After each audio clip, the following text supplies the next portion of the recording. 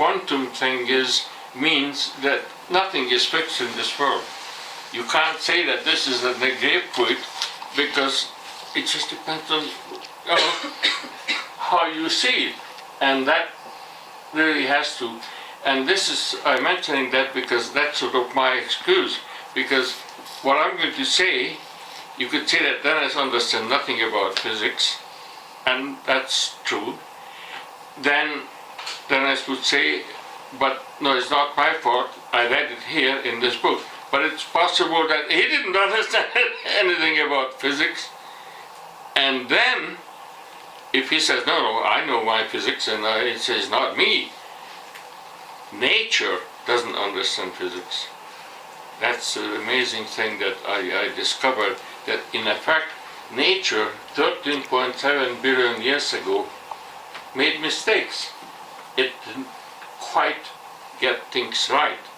And the question is, are we humans also making mistakes now, and perhaps, now, who is going to correct us? And when there's nothing fixed, and we don't understand the whole process, we don't see the two extremes of the things. It's very difficult to find the meaning of life on the outside. And that's the kind of clear discussion that I hope to have tonight. And I would like to ask Katarina to read a quotation, please. Thank you. So the quotation says, "The man who has no inner life is the slave of his surroundings." And it's from Swiss philosopher Amiel. Yes. That's his name.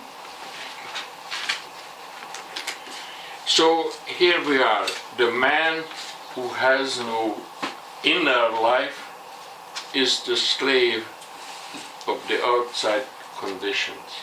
And that literally is what I'm trying to talk about and what I'm trying to say, that in this uncertainty, the only thing that is reliable or useful or immediately available is our inner life.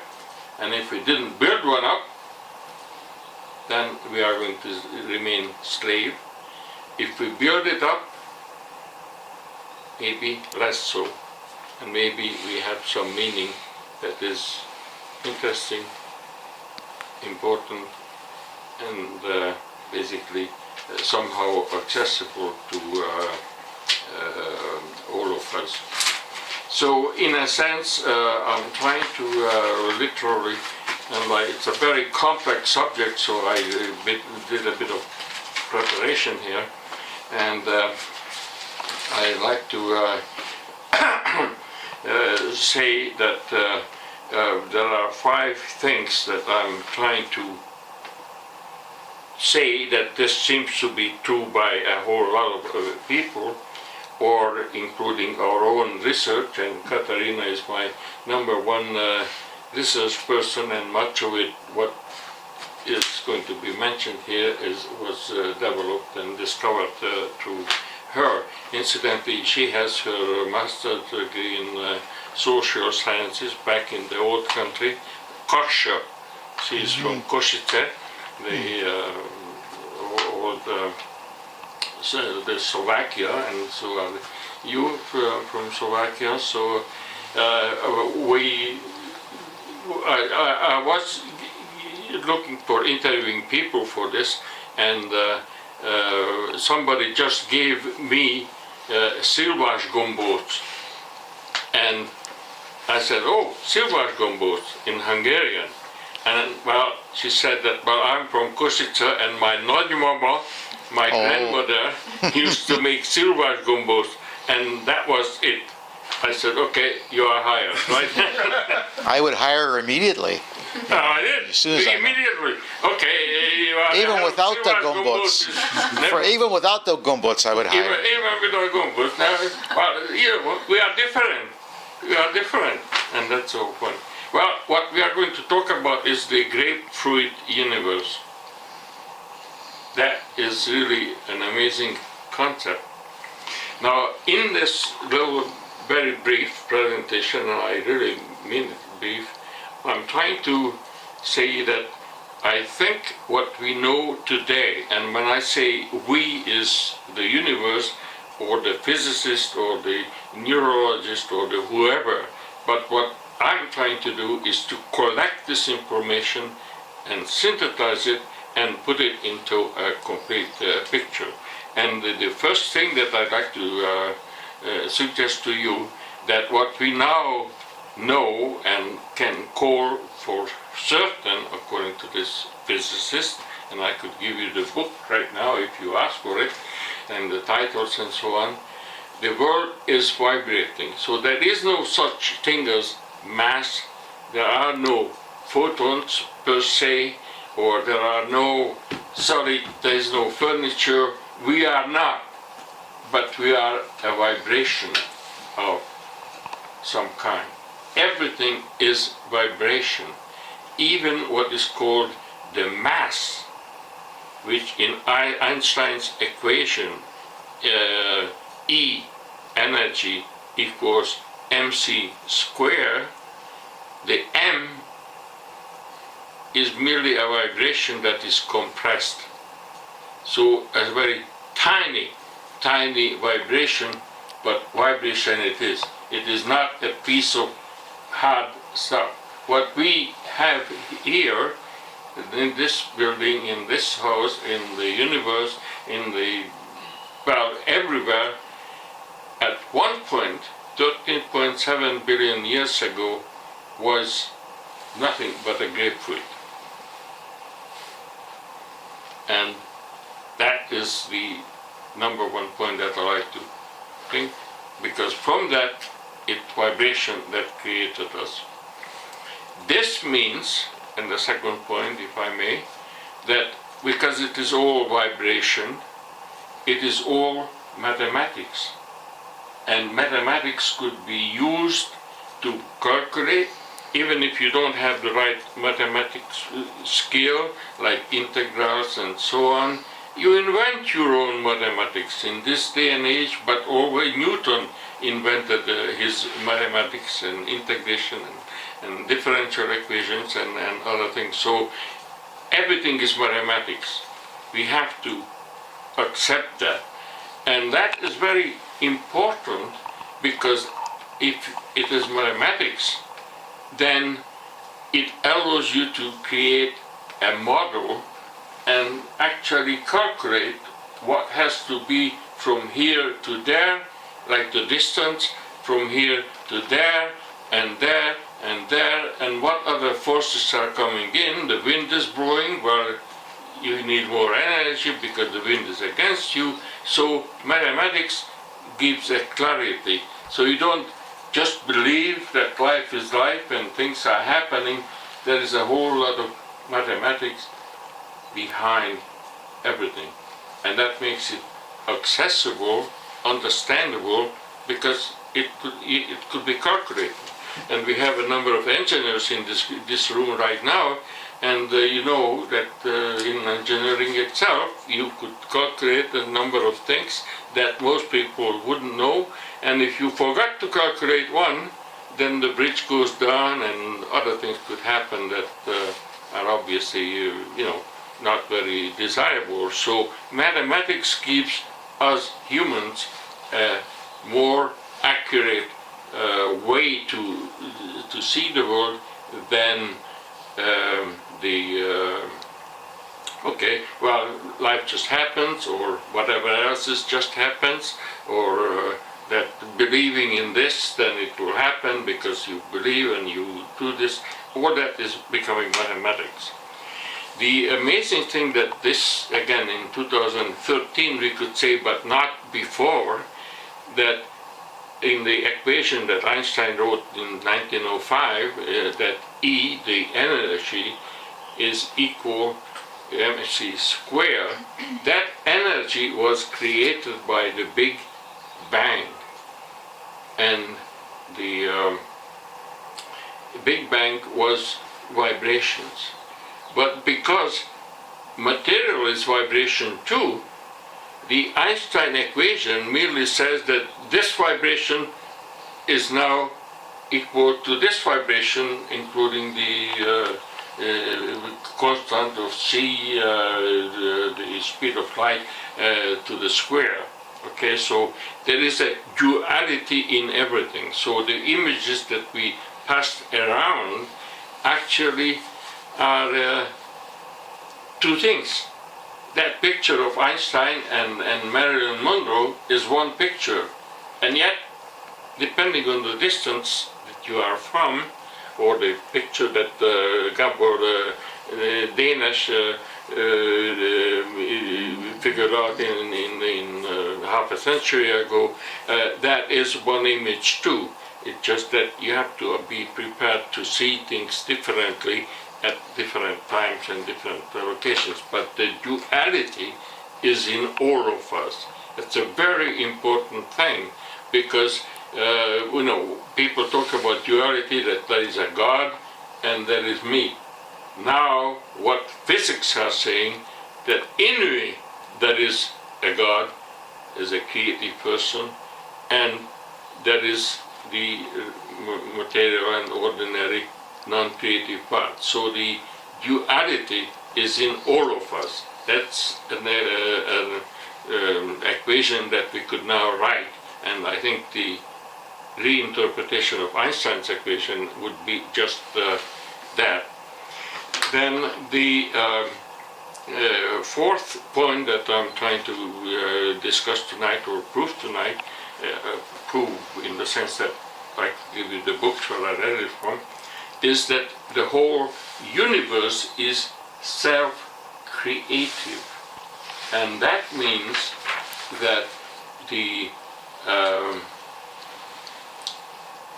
universe can be described mathematically as a process that logically created itself, and we don't need to have an internal or external explanation that there is a God or there is a spirit or aliens or whatever. Now, this is not against God. I'm not talking about that. If we have a religion and you want to have that religion, that's perfectly okay. But it is the mathematics, it is the physics of the universe. Today, science understands very clearly how that universe came together and how we are, in fact, here in this room right now at 7 o'clock or something like that. So the universe is self-creating. And then comes the shocking things that was proven last year, 2012, July the 4th, when they announced that they confirmed the existence of the Higgs field. And what is the Higgs field? Well, it turned out that the energy that came from the Big Bang 13.7 billion years ago came at an extremely high speed, namely the speed of light, the absolute speed of light, and that absolute speed of light was too fast to begin to make material out of it. And nature invented the energy. Nature invented four forces, which we are going to come to in a minute, to do this, but they were too fast. They couldn't come together. So, what happened? The actual correction was made, and the Higgs field was produced by nature, and that became what physicists now call the molasses, which slows things down. So does it make sense to you that if you have just water and you could swim in it, you go easy, but if you have a thick molasses or something thick, then you can't swim against it so fast. so you slow down. And therefore the Higgs field and the Higgs particle had to be invented by nature, and literally that's what nature did. We confirmed that July 4th, 2012. And from that point on, they call the Higgs particle as the God particle, simply because without it, there could be no slowing down. And if you don't slow down, you are all slowed down here. You came to this house, you are sitting now here for an hour or so, and you are not doing your other things that you might want to do or might have to do or whatever. You are here, and we are exchanging ideas. It's not the point that the ideas are any good or not, but the fact that we have to slow down to begin to talk to each other is a common sense on one hand, but physicists now prove that nature, the universe, would not exist. The variety of the universe couldn't and wouldn't exist without that slowing down process. Now, if I may go into a totally different way of doing things, I like to show you how that exercise came about, and I'd like to talk to you about the four forces that nature invented in the first 1 second of the universe 13.7 billion years ago. The first force what nature invented is what they call the strong force. The strong force is the nucleus of an atom. All the strength is there. Could I ask you all to make this with your hands, or who at the point, any person, just to do the exercise? Please. That's a strong force. The next force that nature invented is the weak force. It's the relationship of one strong force to the other strong force. And that's the exercise. Could I ask you to do that exercise? The relationship of things, that's a weak force. Now, that's interesting that here we are human beings as individual, but we are really not connected too well to each other. And that's sort of the problem that nature had, and we have too. And then the third force is the electromagnetic force. Could I ask you to do this, please? Electromagnetic force. It's interesting that today in the 2000s, most people do a lot. On TV you see it out and so on. So instinctively, humanity begins to realize that we really have to do something like that. And then, of course, the final force that is important is to actually gravity, which pulls things together and makes systems and makes the earth, makes the planet, makes the stars, the sun, makes our body and all the other living creatures, and all of those come together and so on. So these are the four forces, but that is not enough. It didn't or couldn't do the actual universe. It is the invention of the Higgs, and the other thing is the invention of symmetry, because if one force is too strong, then it could push the other one. Could I get your finger? Try to push my hand. If you are stronger than me, you will push it. If I am stronger, then I push you.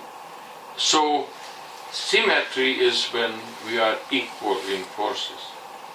And the greatest problem of humanity and of the physical universe was to find the notion of symmetry in the creation of the universe and in the creation of the human universe.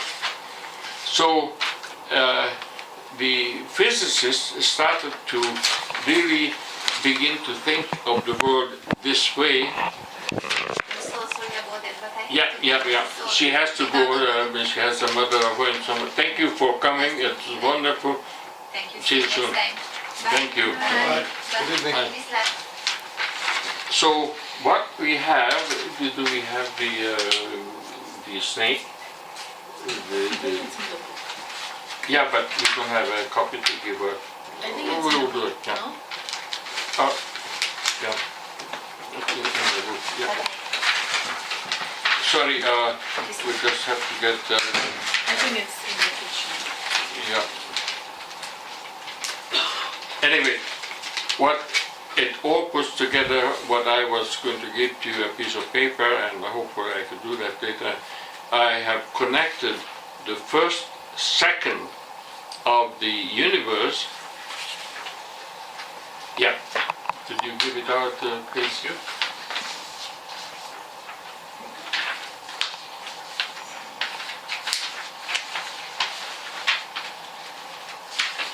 Thank you. And everything what I said is implied in that.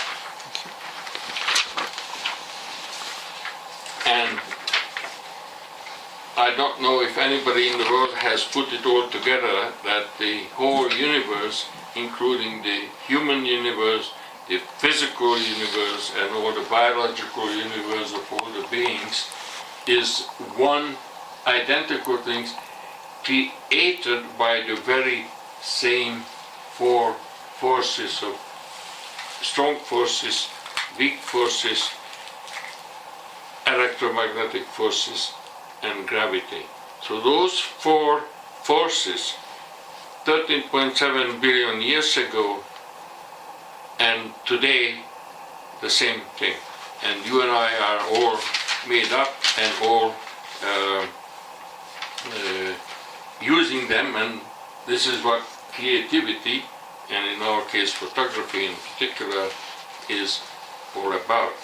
I'd like to just go back a little bit to that first second of the big of the universe. Suddenly, space and time was born. It's very difficult for us, and I don't know even physicists fully understand the total implications of it, but this is now what they say, and this is what they write hundreds of books about, so, you know, we have to accept it. But at zero time, suddenly space and time was born. Space that we have a three-dimension, and time that what thing that I said is already in the past, and it might be accessible or might not, but it's gone. The Big Bang occurred 10 to the minus 43rd of a second. Now, this minus 43 for engineers again is no problem to understand it, but for people who might not like or know mathematics the way, it means that every time it is 10 times. So 10 to the second means 100, because 10 times 10 is 100. Now the 100 multiplied by 10, that's 10 to the third. 100 multiplied, which is 1,000, and 100 on the fourth, 10 to the fourth, is 10,000, because multiplied by 10. And this is minus, means that it's a divider, so at that very tiny fraction of that time, 1 second, is when the Big Bang occurred, and that's it. 10 to the minus 43 second, and if that didn't happen, nothing would be here. I can't go to sleep over that one. I have a tough time to really convince myself that it is that thing. And yet, physicists now, and as I say, as of last July, the 4th of July of 2012, they are absolutely sure that their story is right. So then came the Big Bang. Then 10 to the minus 36 second, these four forces that we used our five-finger exercise came by. And then 10 to the minus 32nd, nature realized that, oh, it don't work. They don't come together. We have to throw in molasses to slow things down. And 10 to the minus 32nd, nature realized that it made a mistake. That's pretty fast. We are here now 40,000 years on this earth as humans, and we haven't quite realized yet that we made a mistake, and we haven't realized the consequences of that mistakes. And I don't know if you Who ever... made the mistake? Who made these things? Who made the mistake? Oh, nature. But it was no nature. Well, this is it. It's a self-creative thing. That you can't. No, this is the point. That